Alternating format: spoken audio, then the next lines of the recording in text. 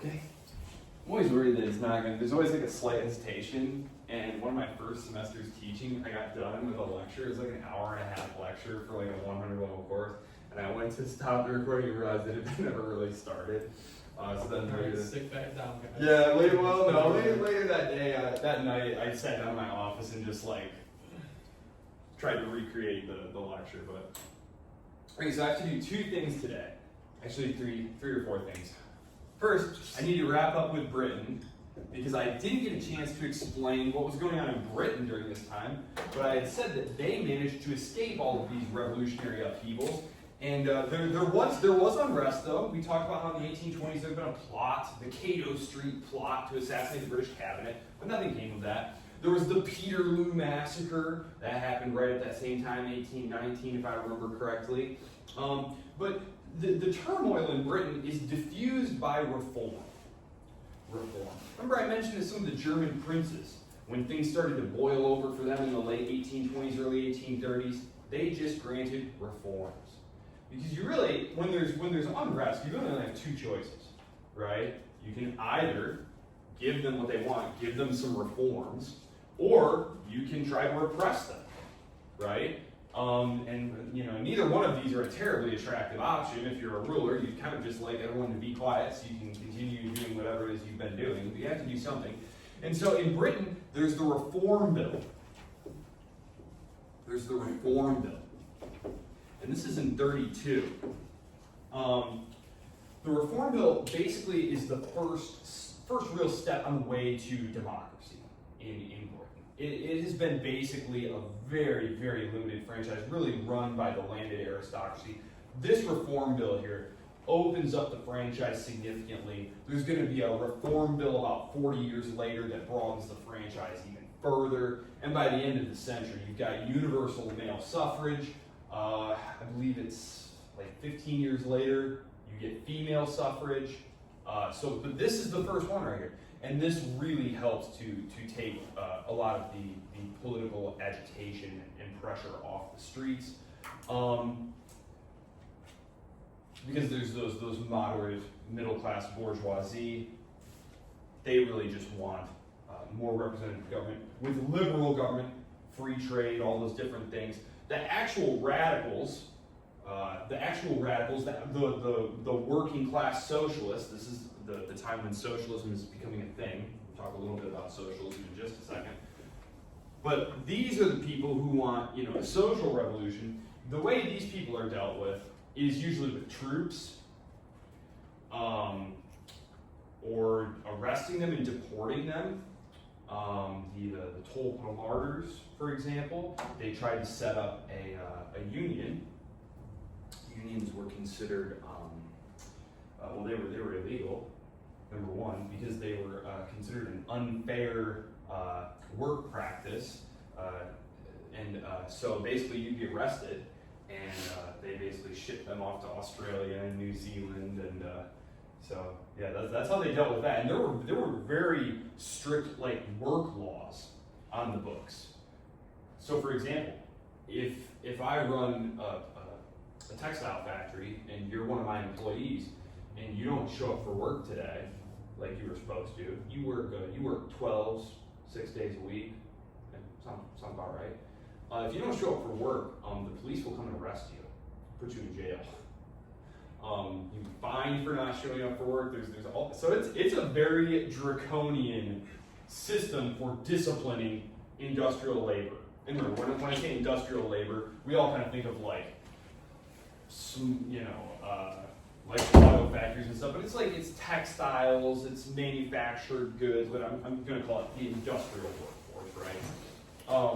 There are the coal smokestacks and all that stuff, but yeah. So the Reform Bill, the Reform Bill helps placate the middle class.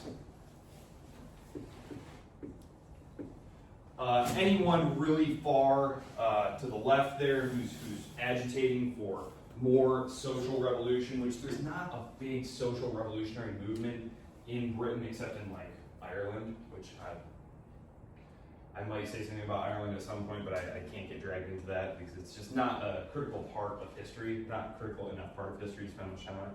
And again, if they're social agitators, if they're trying to unionize or do anything like that, they're going to be rounded up, jailed, deported to Australia, New Zealand.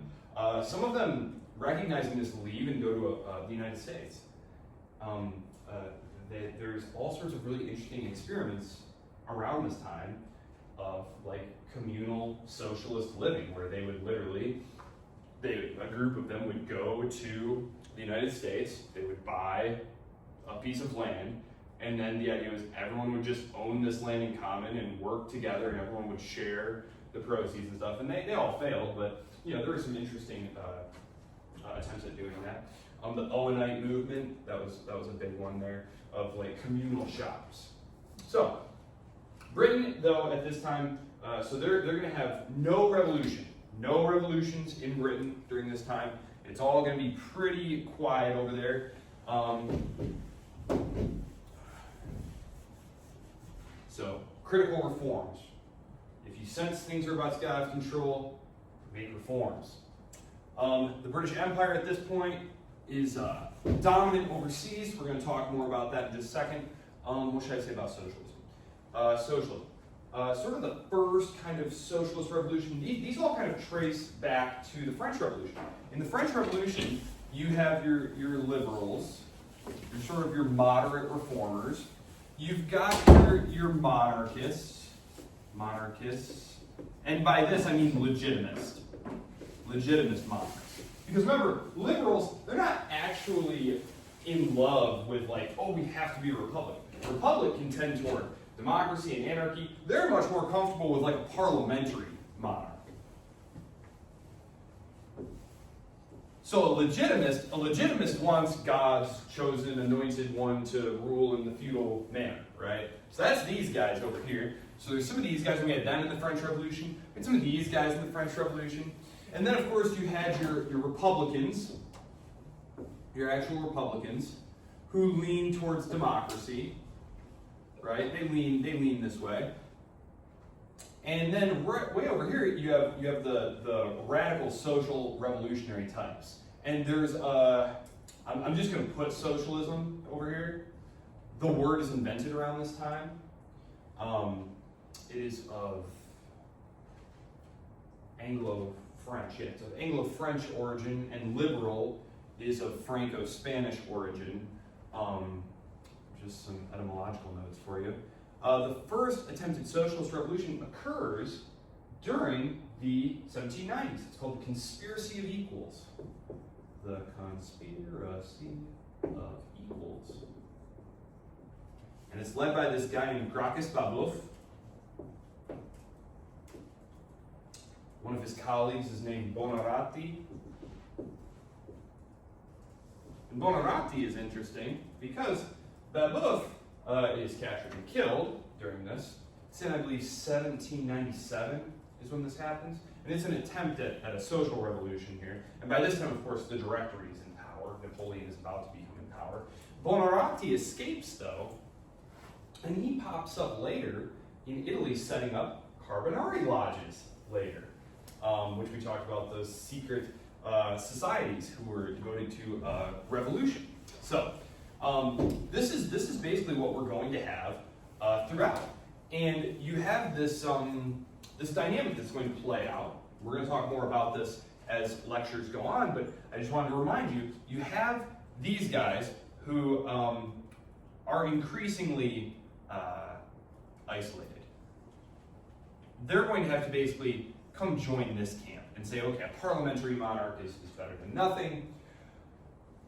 The conservative Republicans, people like Lamartine, who's going to be one of the revolutionaries in 1848 in France, they're going to be the type who, as the revolution is happening, they're going to pull back. They're going to pull back because they realize that republicanism and democracy and socialism, these are all too close to each other. They're all going to pull back to this, right? And so you're going to wind up with this camp of moderate Republicans, parliamentary monarchs, and legitimists who form these things called parties of order.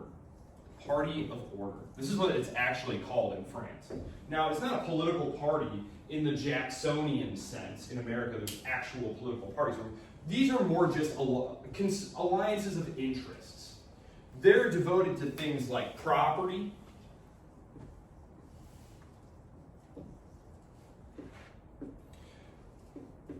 economic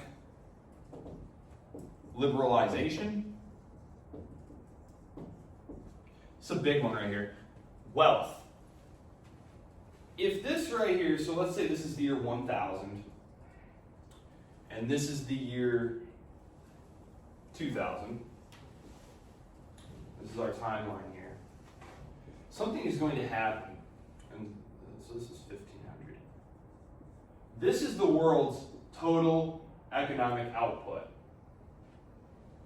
This flat line, right? If we zoomed in, we might be able to find like some tiny little deviations. They're like, oh, the Black Death hit, and like the economic growth went up.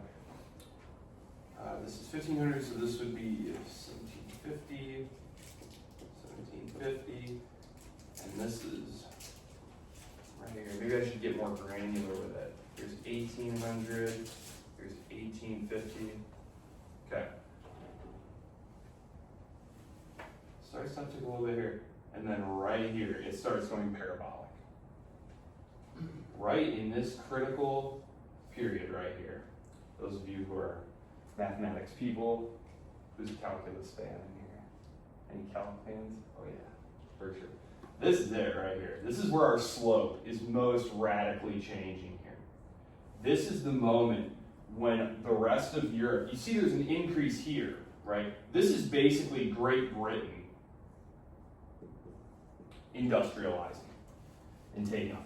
This right here is when the rest of Europe starts industrializing and when world trade explodes.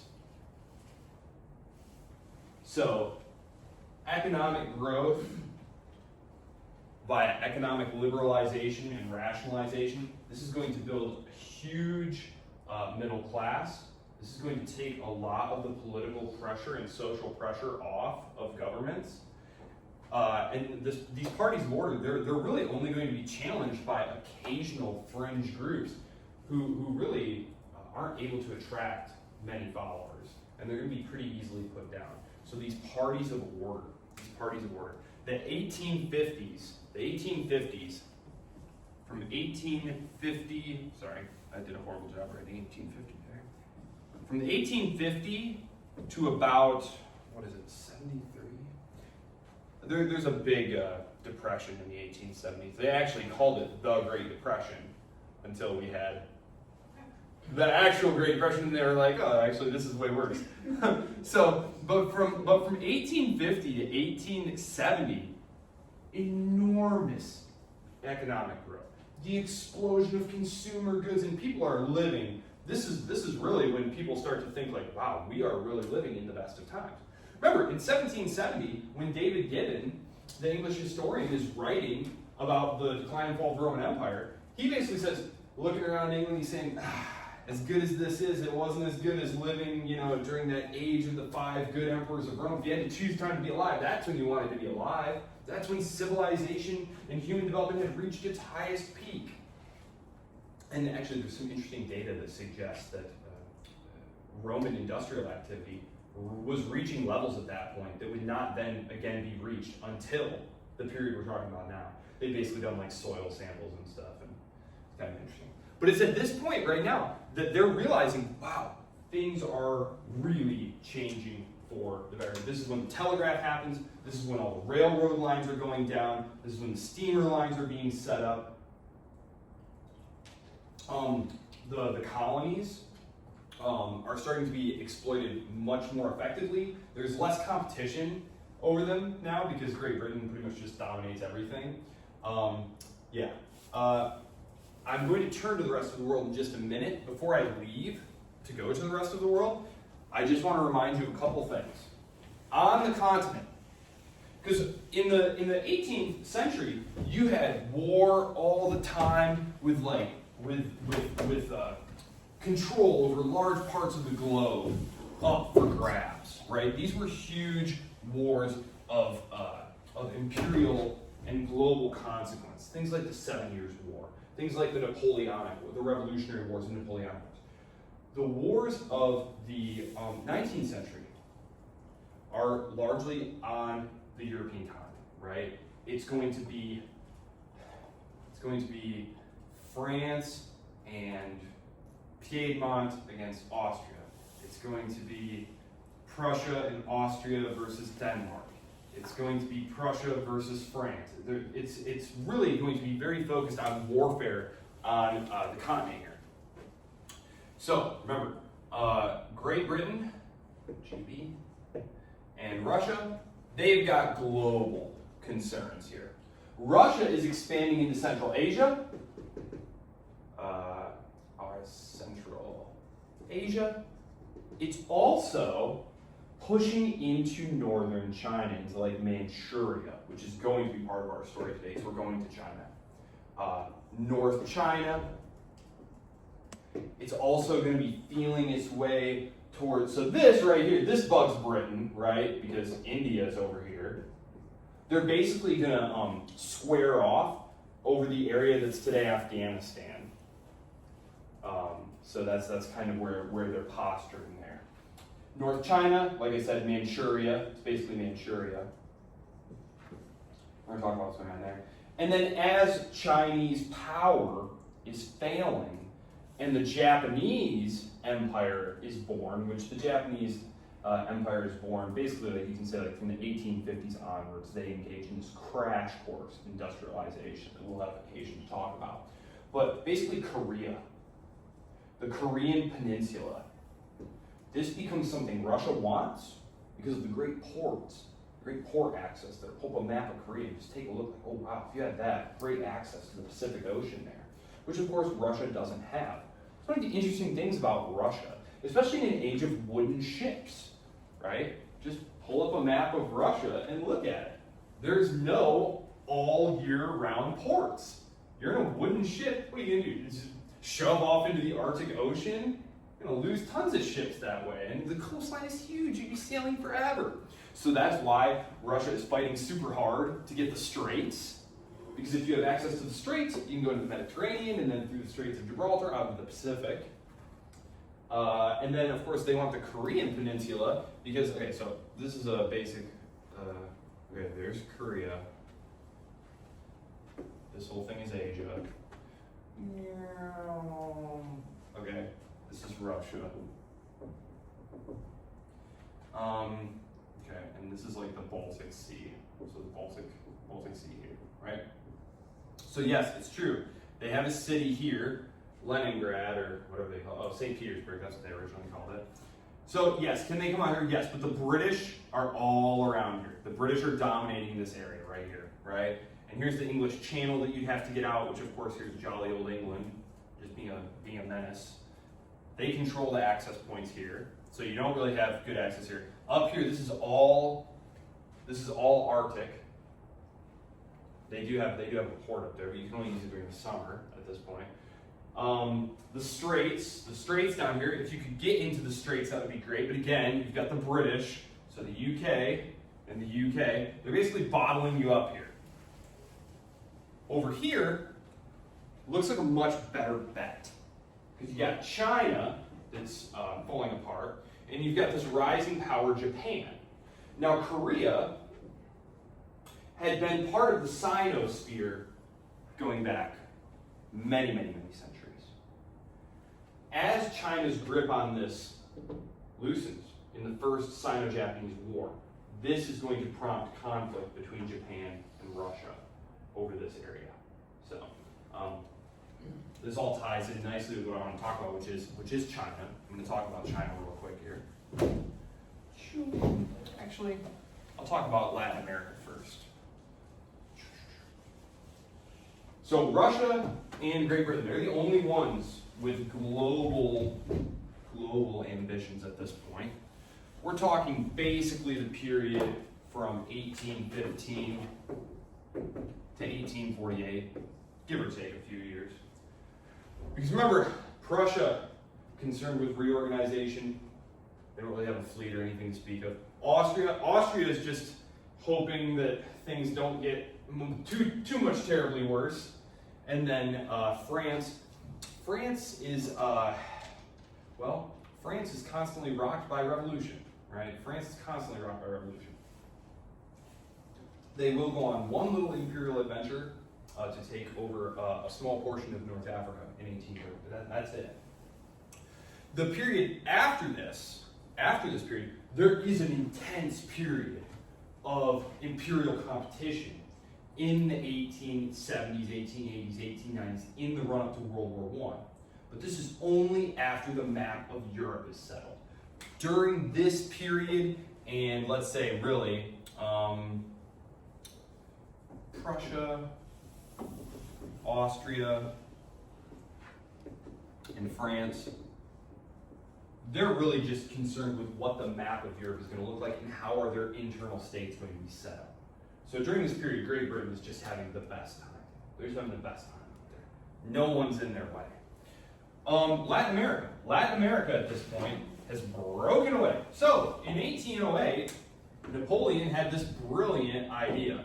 Remember, he had just had some phenomenal success. Remember the War of the Third Coalition? He smashes that by defeating the Austrians. Then the Prussians, very unwisely, decided now's the perfect opportunity to get in this war. So they join up, and then Napoleon turns around and smashes them. Remember, we had Austerlitz and Auerstadt, and then the Russians, they get mauled at Friedland, and he forces the Russians to sign the Treaty of Tilsit.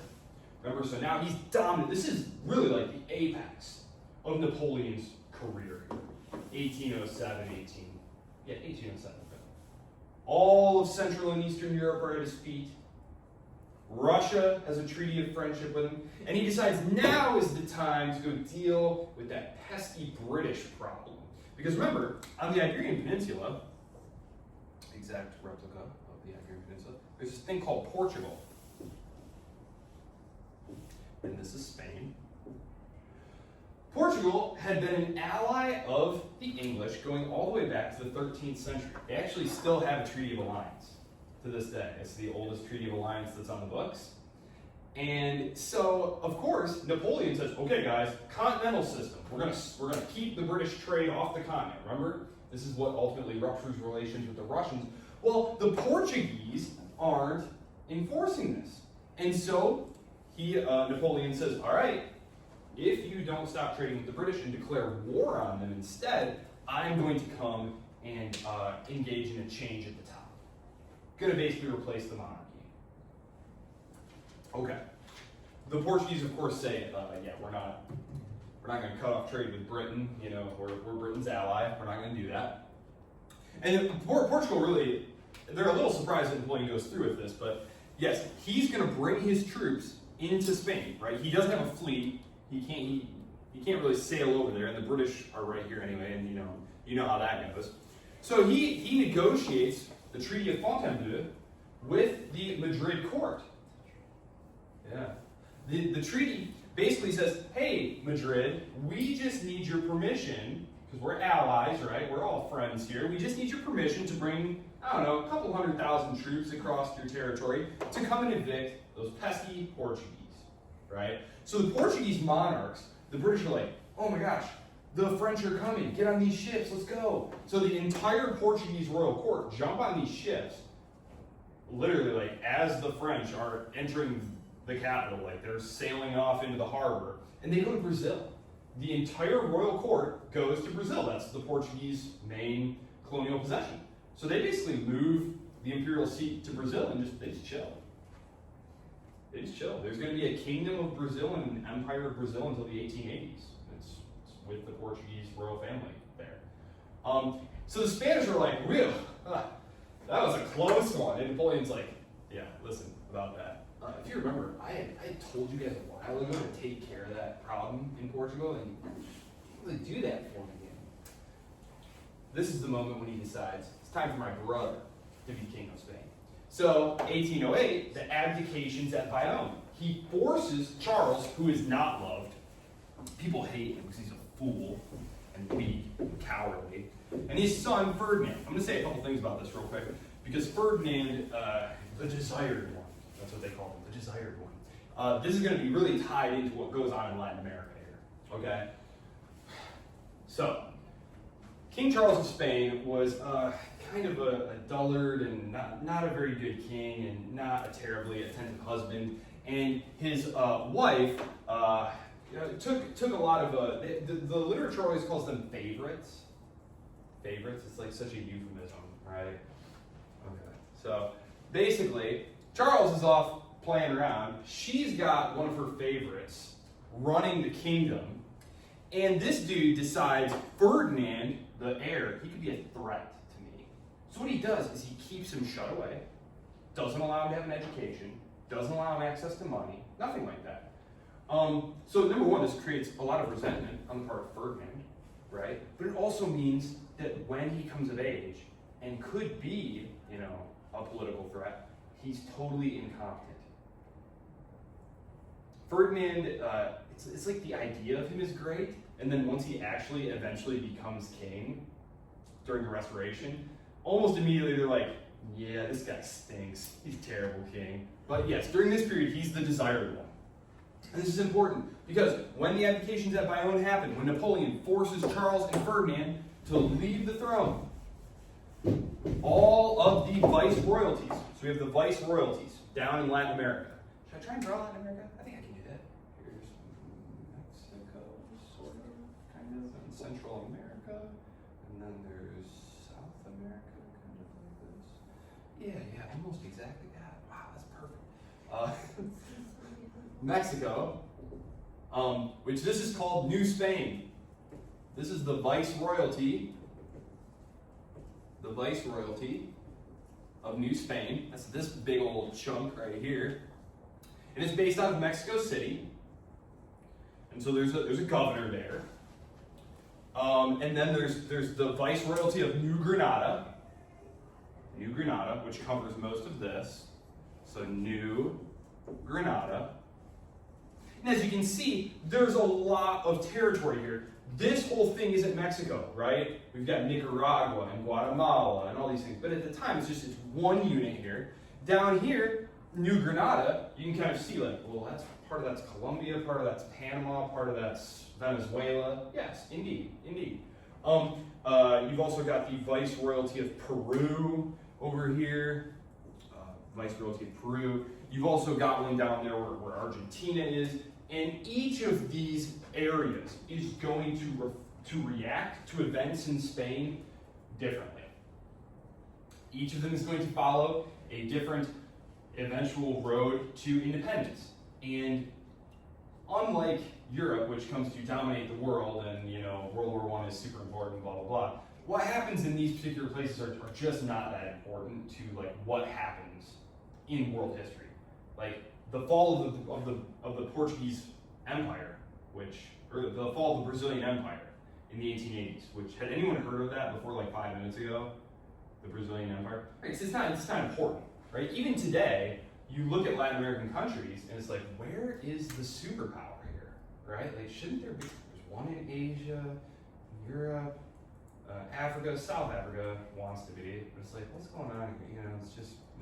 There are all sorts of reasons why that hasn't happened, but part of it has to do with the emergence of these states and a lot of its geography too. But so anyway, I'm going to very briefly talk about the general trends, and then I'm going to talk about the roads to independence. Because, for example, there's no clear decision about what to do, right? Okay, the monarch has been deposed. Forget Brazil. Brazil's fine. If you were to be in any place in Latin America during this period, you want to be in Brazil. Because things just carried on there as before. The royal court was there now, so that was more fun. Maybe the parties were a little bit better, more of a vibrant social life now that the monarchy's there. These other places, though, there's going to be horrifying amounts of war. In places like New Granada, which will eventually be called Gran Colombia, you're going to see hundreds of thousands of people get killed in these wars. So these are not terribly fun. Word comes over, has to make its way over on the boats, right? You have a couple of options. Junta. Junta just means like a collection of people who are making decisions here. Back in Spain, remember, they're fighting Napoleon's occupation, right? And there are some strong points that are holding out against him. The big one is in Seville. Now, if you look at a map of Spain, you'll see, draw that phenomenal map of Spain. Perfect map of Spain. It's super mountainous, right? Very difficult to get to. Sevilla is like as far away from France as you can be, right? So there's this junta, the junta of Sevilla. They call themselves the supreme junta. These juntas were just spontaneous, self-organized groups who said, we're actually in charge of this locality and we are going to lead the opposition to the French occupation of Spain. The Spanish people are not thrilled by the fact that the French are taking over their country. They're not pleased about it at all, especially because the French are extremely heavy-handed, and when they roll into Madrid, it's right away. It's right away. Shots are fired, running battles in the streets, and it's kind of on. And so the junta in Sevilla says, we're the supreme junta. All other juntas, we kind of coordinate their activities. They're far enough away from the French, they're isolated enough they can be resupplied by sea by the British. They're actually able to put together like real armed forces, a real army. A lot of what goes on in Spain, remember, is guerrilla activity. Small hit and run type tactics. They actually put a real army in the field. They basically say, we're in charge. So that's one option, because you get over here, you're the viceroyal governor of New Spain, and word comes that the French have seized the throne. Who do you pledge your loyalty to? Where is your authority to govern coming from? Are you accepting the coup by the Bonapartes? Or are you saying, yes, I am now the French government's representative here. I take my authority from them. Do you say, no, Ferdinand? I recognize Ferdinand of Spain. I am his representative. I have my authority from the junta in Sevilla. Joseph Bonaparte, that is an option. Not a terribly popular one, as it turns out. You might expect that. There's actually a fun fourth option, because the King of Portugal, remember they flee, well, his wife is the daughter of the deposed King Charles, and so she's like, hey, why don't you pledge loyalty to me? I'm, Spanish princess, my dad was the king, and here I am. I'm now the Empress of Brazil, so, gosh, what was her name? Is it Catherine? I forget. I think it's Catherine. Catherine of Portugal / Brazil. Or, option 5, I'm just in charge. This is the option the dude in Peru takes. Me. So now in Peru is actually not bad. There's actually not a lot of tumult and war during this early period down there, because word comes that the king has been deposed. Okay, what do we do? Who's in charge? Who do we take orders from? Because the junta's sending orders, and Ferdinand's making proclamations, and of course Joseph Bonaparte's making proclamations. Who do you listen to? You're committing treason, if you pick the wrong side here. Well, the viceroyal governor of Peru just says, guys, I'm just going to be in charge. Let's just leave things how they are. I'll be in charge, and we'll just kind of see what happens. And everybody was kind of like, okay, that seems reasonable. So they do. They just kind of chill. In New Spain, there's going to be the viceroyal governor initially wants to recognize the junta in Sevilla. Some royalist sympathizers coup him out of there and put some general in charge. Instead, in New Granada, there's going to be huge running battles here between supporters of Joseph Bonaparte, of Ferdinand of Spain, and there's also this wild card in the mix. There are these wild cards in the mix. These are people who want national independence. These are people like Miranda and Bolivar. Probably if you've heard of any of these guys, it's Simon Bolivar. These are people who for years have been saying, we should have our own states.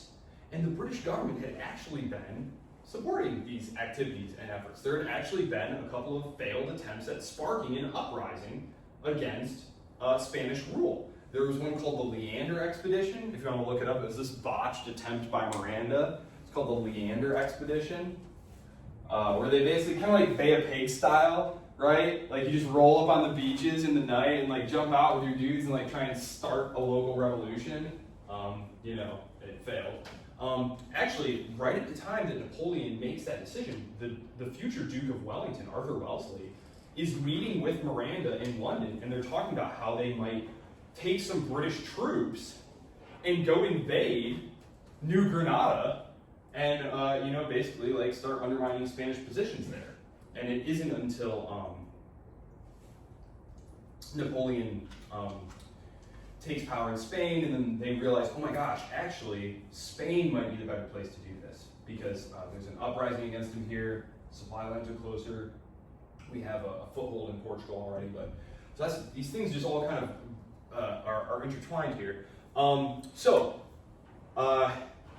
This period here, this is 1808 to 1815, right? This is all happening during this period here.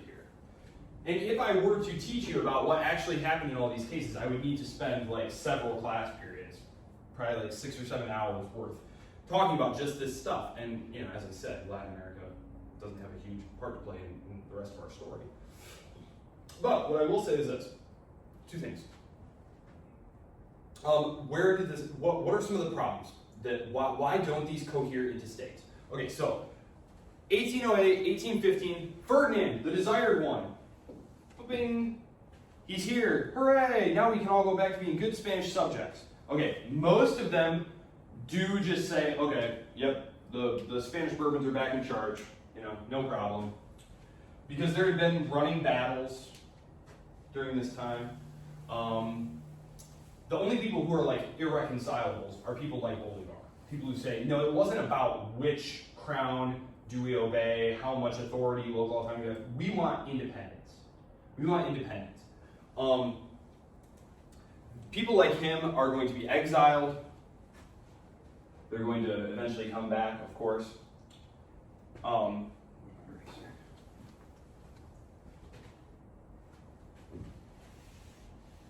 During this period, we can start to see some of the problems that these Latin American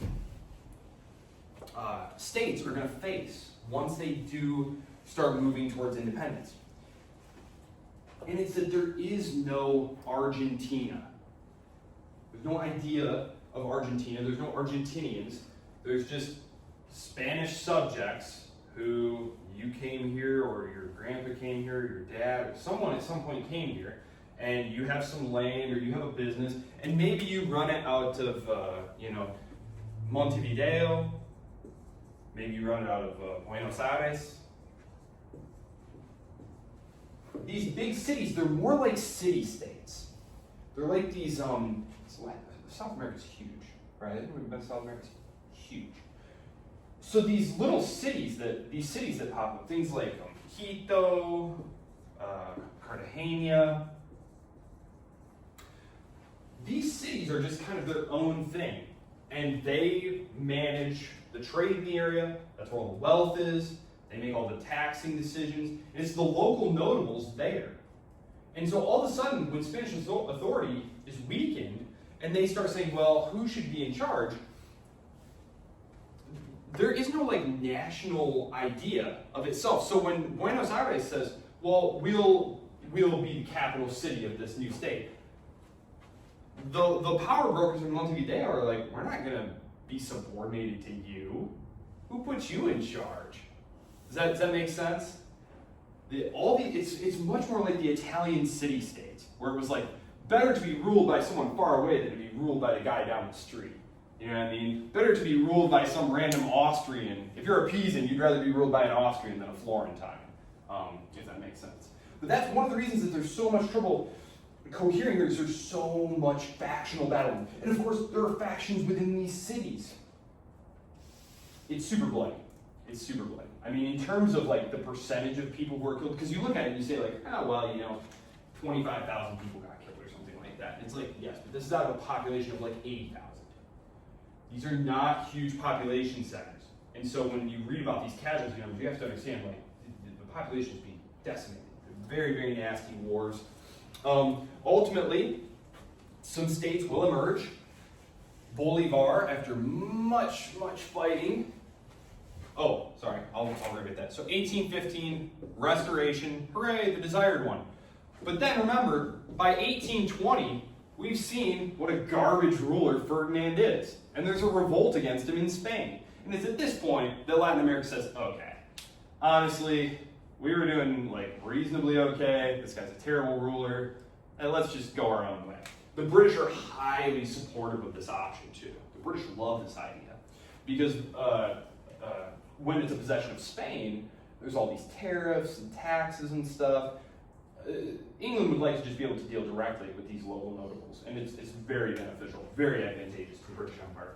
Latin America essentially becomes just an economic colony of Great Britain. They have lots of raw commodity goods. They just ship those right to Britain. Britain turns them into finished goods, ships them back. 1820, so Mexico, there had been ongoing revolts there. Cry of Hidalgo. Mexico revolt. Gran Colombia,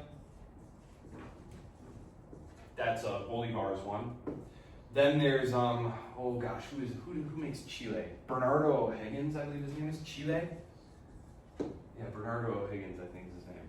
One weird thing that you'll find is that a lot of these movements and fights and early political arrangements are like, this dude's Irish, that dude's Italian, that one's from Buenos Aires. It's very cosmopolitan. It's very internationalist. So the state system that emerges, a lot of these will break up. For example, like originally Mexico, there's like this big union of the Central American states, but that breaks up because no one wants to be taking orders. If you're way down here, you don't want to be taking orders from Mexico City. Same thing here, Gran Colombia, that breaks up. The bulk of it, so you got Colombia, you got Venezuela. Panama is still part of Colombia at that point. It will be until Teddy Roosevelt really needs a place to build a canal. And yeah, so the Latin American state system grows out of the turmoil of the French Revolution. There's really no idea of a state. It's really all about these very powerful individual players. And the most common thing that you see is the caudillo. The caudillo. This just means like military strongman. Who's in charge? Whoever can hold on to it with enough military force here. I mean, oh goodness. The civil wars, the pronunciamientos, the military coups, the caudillos, the history of the Latin American republics is super unstable.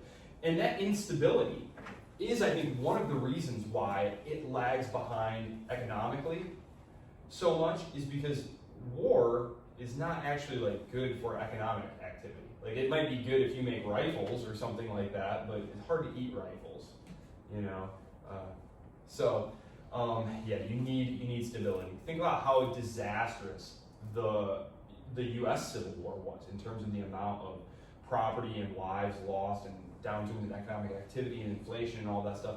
They were having, in places like Mexico and Colombia, so they were having civil wars, you know, every couple decades. So yeah, and it's going to be highly personalistic politics.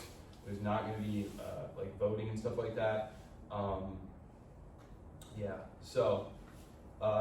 Latin America. I'm going to say a couple things about other places now. Latin America, will I ever come back to Latin America? Not really. Mexico. I will talk about Mexico a little bit. Yeah, eventually I'll talk about Mexico. Oh yes, I need to go elsewhere though. China. Yes, let's talk about China. So remember, China had been killing it. China had been the top of the dog pile for 1,000 years, right? Sure, there had been some invasions. You had the Mongol dynasty, right? You had that Mongol Yuan dynasty. They had been part of that huge conquest regime by the Mongols that had gobbled up like Russia and all those different things. And then you had the Ming dynasty, which remember, this was a Han dynasty. That was a Han dynasty. And it had actually kind of grown up out of a popular revolt against the Mongols, of course, our northern barbarian invaders.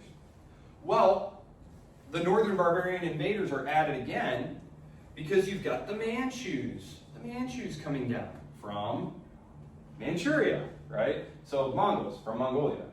Manchus from Manchuria. So I have all the Great Walls basically to the north. The Manchus, they create the Qing. That's how you pronounce that, Qing. The Qing dynasty.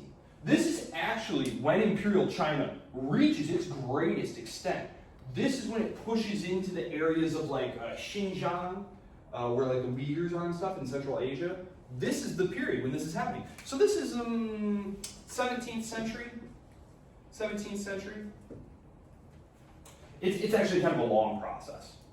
Like from start to finish, like from the period they invade to the time that they finally defeat the last Ming forces on Formosa. It's kind of weird how history repeated itself there. Formosa is Taiwan. So there's China, there's this big thing, it's called China. And then there's this island called Taiwan.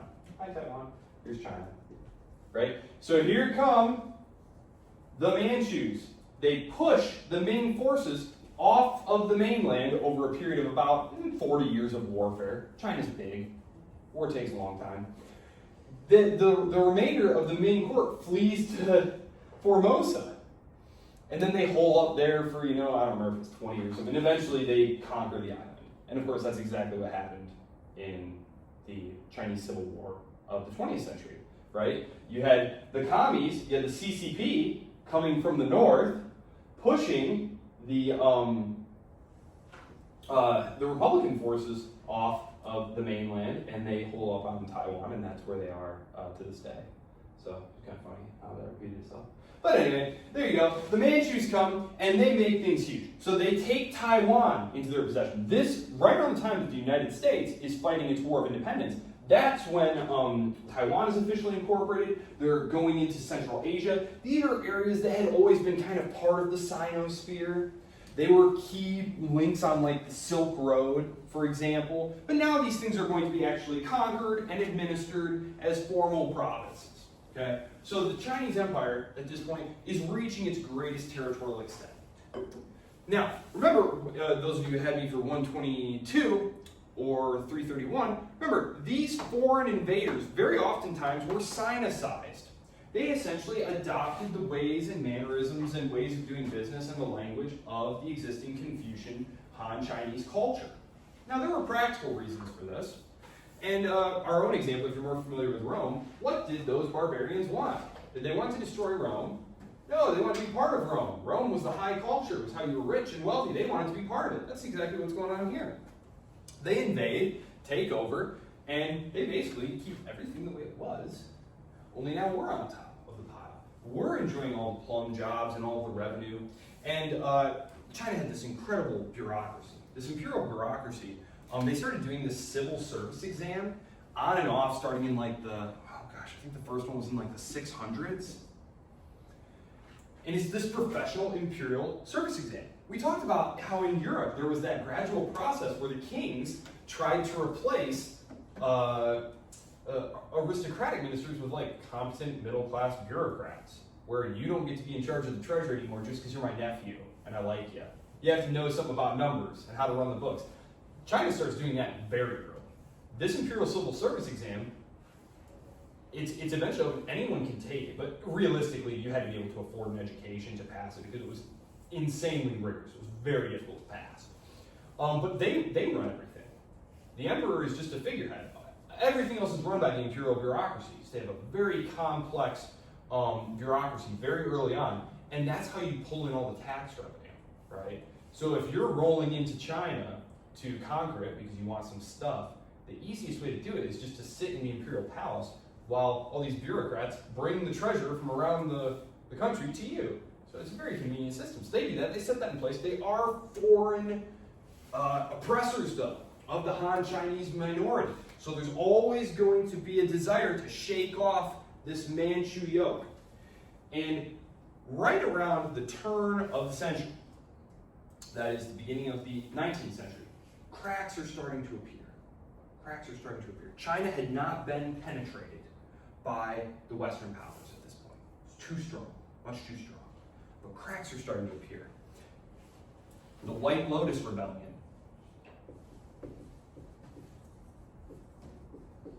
takes place in the 1790s. While everyone's preoccupied with Revolutionary and Napoleonic War, this actually runs into the early 1800s, I think 1804. A lengthy rebellion that needs to be put down in southwestern China. It's based on these Buddhist secret society groups. Okay. Then, so that's very damaging. Then there's the problem of corruption. Money. Money's corrupting. And drugs. Drugs and money. One of the interesting things about today's discourse around China is China is smuggling fentanyl into America, or trying to destroy us with fentanyl. At this time, the British East India Company is funneling tons of opium into China. It's a big business. It's a big business, and it's getting literally millions and millions of Chinese hooked on like pure opium. Right, so they're just becoming these useless dudes, right? Like all they do is lay around and smoke opium, instead of out being productive, good, tax-paying producers for their emperor, like they should be. So, how are they doing it? So the emperor says, darn it, we gotta pass some laws. You're the port manager down there, because you gotta think, here's China, it's super huge, right? Here's China. Here's us, we're in the imperial palace, and over here is some port cities and stuff. And the British are bringing the opium in here. It's the British East India Company, but everyone's profiting from this. So they come here, and the emperor, he sends his dude all the way down here. This is about, what's that, about 1,800 miles, 2,000 miles? Let's just call it 2,000 miles. All the way back there in the imperial court, he says to you here, listen, I want you to stop letting opium come in through the port here. You're the port manager. You run the customs here. You need to check the ships, make sure no opium is coming in. And if it is, you destroy it. Well, every shipment of opium that's coming in, they're paying you a big chunk of change. It's a nice revenue stream for you. Now, it could also be dangerous for you to do this, because if you say no, who's to say that these British East India Company guys, who are not exactly known for being peaceable, reasonable fellows, aren't going to take some issue with you suddenly cutting off their revenue supply here? They've got shareholders back in London they got to answer to. There's going to be basically a 30-year campaign where the imperial government is trying to stop the flow of opium into the country, and it's just not working. It's not happening. There's too many hands getting fed by this. There's too much demand. People are addicted to it. It's pure opium. They're terribly addicted. And the British government won't stop it. So the imperial government decides they're going to stop it with armed force, which unfortunately does not go terribly well for the Qing government, because by the time this happens, the first Opium War, spoiler alert, there will be another, first Opium War, 39 to 42. Okay, by this time, Britain is an industrial powerhouse. They've been industrializing for almost a century by this point. China is not industrialized really at all. So you have to imagine the British, so what happens is the emperor goes down to the docks, sends his boys, they take the opium, they smash it up, throw it in the mud and stuff, and ruin it. It's worth many millions of pounds. British government freaks out because, shareholders are raising a fuss, and so they say, hey, you better replace that and, stop messing with our opium, and, or else. And, the Qing government is like, no, we're gonna fight about it. So the British send these gunboats. These are coal-powered, iron-sided, exploding artillery shell firing gunboats. So you have to imagine these like little wooden Chinese junks, not like a piece of junk. Junk is like a type of boat. You can look it up. You'll recognize these like tiny little wooden boats, and the British just sail in there, smash them to pieces, obviously, and start exploding. These are like wooden, tiny little like houses. They're incredibly flammable. The British just start bombing the heck out of everything, and they're like, okay, you let us know when you want us to stop. And the imperial government was like, okay, we've had enough of this. We've had enough of this. This is a fatal weakening, though. This is humiliating. The emperor, the Chinese emperor, the king of all under heaven. China is the middle kingdom. All of the world revolves around it. No one is more powerful than the Chinese emperor, except these random dudes in a boat who just showed up and just crushed him. This is very damaging to the emperor's power. And this is going to spark revolts. by regional power players who think, hey, maybe now's a good time to get a little more autonomy for myself. And then there's going to be a huge rebellion from 1850 to 64. It's called the Taiping Rebellion. This is fatally weakening. Fatally weakening. I mean, this was bad. This was annoying and costly.